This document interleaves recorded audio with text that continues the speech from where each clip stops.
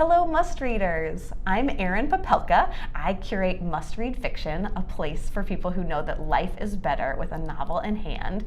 And I am so excited to be here today with novelist Jennifer Haupt. Welcome. Thank you. I'm excited to be here too. Thanks for inviting me. Oh, it's truly my pleasure. A little bit about Jennifer Haupt. She has been a journalist for more than 25 years.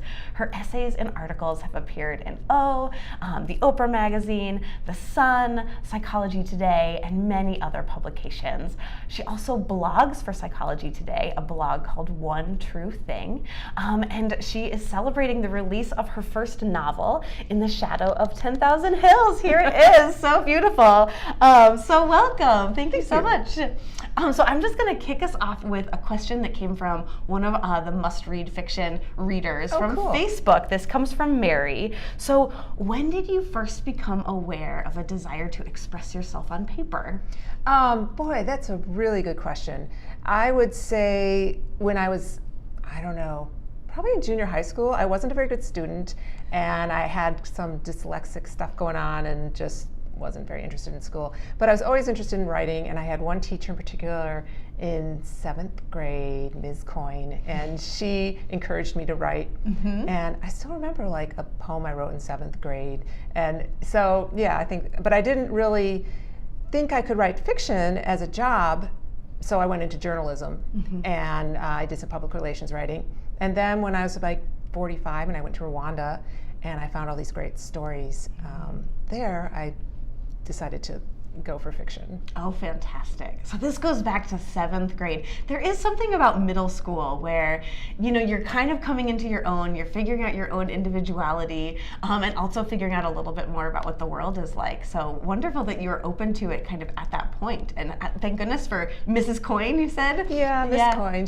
She was pretty wonderful. Yeah. I think everyone needs a really great teacher. Yes, absolutely. Did you have a great teacher in your life? I have had many great teachers in my life. The one who really stands out to me is my 5th grade teacher, Mrs. Carter. And she was just 100% enthusiasm and was just very excited and let us, kind of take our curiosity wherever it would lead. I remember doing really long, extended projects, researching, like all sorts of history and stories, and then some long, extended games that happened, and of course, lots of reading. So, yeah, good teachers stick with you for sure. Yeah. Indeed. And that great enthusiasm now has led to this beautiful novel, In the Shadow of 10,000 Hills. So please tell me about the book. So it's the intertwining stories of 3 women who are all searching for family and for inner peace against the backdrop of post-genocide Rwanda. And it's taken me so long to get it down to that one, kind of sentence you need, because it's really about a lot more. Yeah. So there's really 5 primary characters, and but there's 3 women, and so I just always focus on them. Fantastic. Yeah, and yeah, absolutely. And so, what drew you to this topic? Actually, I went to Rwanda as a journalist in 2006. I was 45, and I had a couple of assignments that I lined up, and I really didn't honestly know why I was going to Rwanda. Yeah. And like friends of mine said, that's pretty random. Why are you going to Rwanda? And I had gone to other countries to do some reporting. Yeah. I did a lot of reporting about women who sort of address their own depression and grief by helping other people in the world. So I thought Rwanda would be a good place to do that. Sure. So I lined up some articles about some humanitarian aid projects in Rwanda. And during the first week, all 3 projects fell apart. Oh, wow. And so then I was just kind of in Rwanda going, okay, what am I going to do now? And I hired a driver who drove me into the hills, and we went to about a dozen little genocide sites, memorial sites, over a period of 2 weeks. And I really had a chance to talk with genocide survivors one-on-one who were at these memorial sites as guides. And usually, in fact, it was always a woman who was around my age, in her mid-30s to mid-40s. And she was given the job of being a guide at the memorial site where her family and friends had been killed as sort of a restitution type thing. Yeah. But what really struck me was how there was never anyone else at these sites but me. I was always the only person there. And a couple of things happened. I connected with these women, I think, from the standpoint of being Jewish and having my relatives in the Holocaust. And I had gone to Dachau like 25 years earlier, and it's a big museum, and there's thousands of people there. And it really struck me that at these genocide memorial sites, I was always the only person there. And I really wanted to tell these stories of these women I spoke with and other people I met in a way that Americans in particular could connect, could find a window into this world that seems so different and so, frankly, scary in a way. Yeah.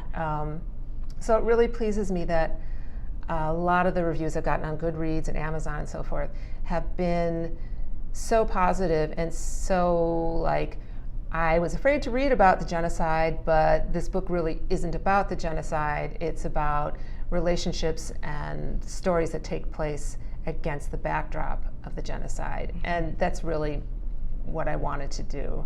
Yeah, and fiction works really well in that context, in that you have this world, this backdrop of the genocide, but you're exploring it through the lens of these characters, and so there's almost a safety in that because you have this character's skin that you're wearing as you're kind of proceeding through it, but also for the readers too, right? Like the Rwandan genocide is like horrific, and even just sometimes the concept of it, people can shut down because it's just so big. Yeah. And so having like, I'm just going to learn about the story of these three women, as this is happening, it gives readers a way in too.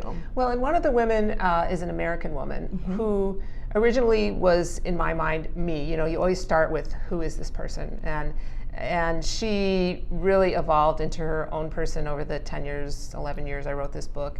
And she's going to Rwanda to find the father who abandoned her when she was a child 30 years earlier. And so it gives readers someone that they can really relate to, an American woman who's going out of her comfort zone to a totally different world, the same way the reader is. And so I thought it was really important to have a woman who readers could connect with on that level. Sure. And then another one of the women is Lillian, who is in her early 50s, and she is an expat from Atlanta, and she went to Rwanda after being disillusioned with Martin Luther King's death during the civil rights era. So she's a little bit older, she's lived a different kind of life, and it's another, again, American woman who gives readers a different way into Rwanda. Sure. And then the third main character, who's a woman, is Nadine, who's 19 years old, and she is modeled on a woman I met who was also 19, who had lived in Kenya for 10 years and was coming back to Rwanda for the trial of the man who was responsible for killing her mother and her siblings. So, so Nadine is the Rwandan main character, and it's a story of her trying to wrestle with finding forgiveness or reconciliation, which is what the government sort of, was trying to put forth that they were trying to do, but also in her heart of hearts not being able to do that, and kind of figuring out how is she going to move on and resolve her past in a way that made sense to her.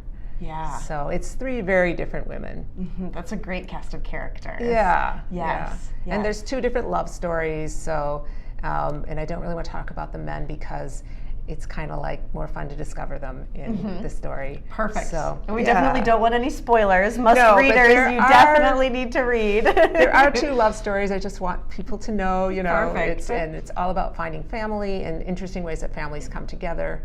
And so, yeah. Yeah. It's amazing how family happens. It is. Yeah. I'm really fascinated with how family happens and how people find families that are not their families of origin, not their biological families. And I'm really interested in how that happens on a global level too, because particularly with the internet and so forth, I feel like we are all connected. And I had a lot of people, I'd been to Africa 5 times, and I've written a lot about nonprofits in Africa. And I've had a lot of people ask me, why are you so interested in Africa? Why are you not interested more in things going on in your own backyard, in our country? And I'm like, well, the whole world is our backyard, Absolutely. And so that was another reason I wrote this book, and I really spent so much time with it, and I created these characters from different backgrounds in different countries and kind of brought them all together as a family. Mm-hmm. Beautiful. Another kind of thing that is threaded throughout the book is some pretty big emotional themes of grief and forgiveness. And can you say the word? Is it amahoro? Amahoro. Yeah. Yes. Yeah. So talk to me about kind of some of those big emotional themes and how they work out in the novel. Well, the main theme I would say that runs through is amahoro, and amahoro is a greeting in Kinyarwanda, and it literally means peace, but it also has come to mean a lot more since the genocide. I think I looked at it as sort of an exchange of this sorrow for the past and hope for the future, and an exchange between, between the Hutus and Tutsis, as well as just between the Tutsis, who were the ones who were murdered. And it's kind of, for me, the theme is more around finding grace when there can be no forgiveness. Yeah. Because it seemed to me a lot of the Rwandans I spoke to they wanted to put forth a face of forgiveness, because that's kind of what the government line was. They were all about reconciling the Hutus and the Tutsis. But when I spoke with them in private, conversations, it was more like, really, how would you ever forgive someone who basically was your neighbor and was involved with murdering your family? Yeah. And so it was finding a way to really move on without forgiveness, I think. Fascinating.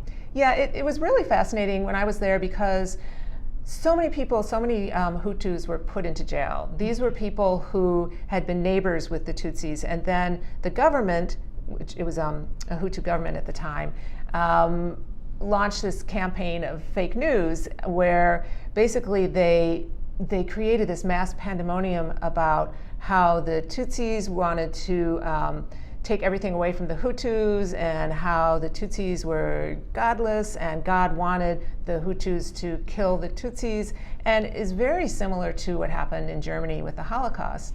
And I think because there were just these two main tribes in this country, it was really easy to pit them against each other.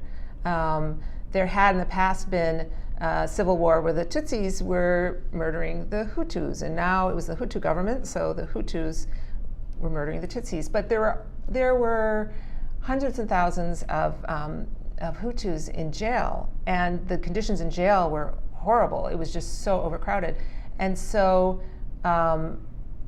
the government was releasing a lot of the war criminals, and they were having these community trials called Gachaka trials. And basically, Gachaka means in the grass, and so these community trials were basically held in fields or sometimes in town squares, a lot of times on Saturdays, and people would come and they would talk about what happened during the genocide, and the goal would be for reconciliation, because the Hutus were moving back into their villages and neighbors with Tutsis whose families and friends they'd murdered. So it was a really interesting time period, and I think the themes of grief and the themes of love and reconciliation and forgiveness and finding grace without forgiveness, they were all there in the country at the time, and they were all, a lot of them, so much under the surface that it was really easy to kind of tap into those things. Absolutely, yeah, absolutely. Whew, that's a lot. I know, it's a lot. I feel like I'm rambling. No, it's good, but it's a beautiful lesson, because I think that so many Americans, you've heard of the Rwandan genocide and you know that it was terrible and horrific, but some of those details maybe we aren't as familiar with in terms of, and even just that question about how would you then live again next to a neighbor who murdered your family, and what would that process even look like? So thank you for telling the story. Yeah. And for me, the backdrop of the genocide, so part of the story takes place before the genocide, Sure. and part of the story takes place in Atlanta during the civil rights era. Part of the story takes place in New York, where Rachel's from, and part of it takes place during the genocide and after the genocide. So it's really the backdrop of the genocide, but it isn't about the genocide. Mm-hmm. And I think that atmosphere just provides a real chance to look at, everyone has good and evil in them. Everyone has the joy and the downfall of being human is you have all these different things in you. And it's a matter of how do you choose, and how do you, when the government is basically, you're going to be murdered unless you murder your neighbors, what do you do about that? How do you find integrity in that? How do you, live with yourself afterwards? How do you make amends? And all of these questions that's why it took me 11 years to write it. Yeah, absolutely. Because we all face choices and questions every day. Yeah, not but that oftentimes big, they're not that. Yeah, exactly. But still, it's a matter of there's still, we have the luxury. We do have choice. Yes. And in these political times, I think it's important to really think about choices. Yeah. Yep. I want to switch just a little bit and talk more about your blog on Psychology Today, One True Thing. And so tell me a little bit more about the blog and, about what you blog about. Do you pick the content and the material that you work on? Yeah, so I started out with a blog on Psychology Today, and it was supposed to be a blog about how to find faith.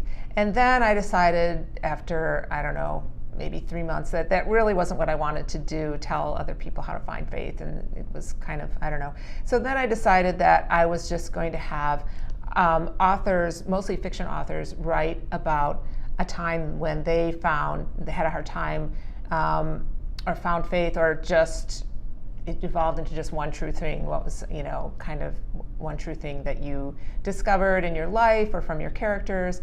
And so it was a really good opportunity for me to connect with authors who I admired, and connect with them as a reader and as a writer. And I've done a lot of interviews on my blog. I've done, and now I'm doing more sort of profiles of interesting authors. And so it's nice because I kind of get to do what I want to and create a tapestry of different topics. Yes, and I definitely want to do a huge plug for some of the interviews because I'm so jealous. You got to interview Elizabeth Gilbert and Sue Monk Kidd and Wally Lamb, and so some really fantastic writers that do just such great work. Are there any stories or advice or little gems from those interviews that have stuck with you? Wow, that's a hard question. I think every interview had moments or whatever, but so I would just say, go to my blog. Yes. Go to One True Thing on Psychology Today. Yes. But what I'm finding, though, what I really love is that through my blog, I really created community with other authors. And I am finding now as a new novelist just such generosity from other authors, people who really don't have to be nice to me at all. And there's a real sort of, writerly karma thing where I think, authors have other authors who are more successful and better known, give them a leg up, and then when it's their turn, when they're well known, they give someone else a leg up. So it's really nice for me to have been able to and still be able to be supportive of other authors and hopefully continue, to do so. Yeah, absolutely. Well, certainly like great reading begets more great reading, certainly like I will never have enough great books in my life. So thank you for adding another great book to the world. Thank you. For sure. And so, we opened kind of talking about, 7th grade and, what made you start thinking about reading. But I'd love to end on a story of, is there a story or a book or a poem that has stuck with you over the years or you've read recently, like something that was just really meaningful and impacted you along the way? There's a lot of things that have impacted me. I would say, that the book that sticks in my mind from my teen years really is Wally Lamb's She's Come Undone, because it was a book where I really saw myself in that book, and it wasn't like my life was like Dolores's, but it was more that I felt the things that she felt. And so that's when I started really wanting in my heart of hearts to write a book that would resonate with other people in that way. And so it was really meaningful for me that Wally Lamb was the first author to read my manuscript, not even an arc. He read my messy manuscript and write a blurb. So I would say that book continues, and that author continues to be really important to me. Oh, fantastic. Yeah. Excellent. Yeah, it is amazing how emotion really does provide a bedrock for human experience, right? That there's something that's just fundamentally true in terms of feeling, grief, forgiveness, and amahoro. Thank you for talking to us more about that concept as well. So, excellent. Well, Jennifer Haupt, thank you so very much for talking with me today. Must readers, please do check out In the Shadow of 10,000 Hills. And Jennifer Haupt will be on tour, so please also go to her website and find out if she is coming to your town, and you can meet her and speak with her as well. I guess this would be a good plug for your website, jenniferhaupt.com. Thanks a lot. Excellent. Thanks so much. Okay.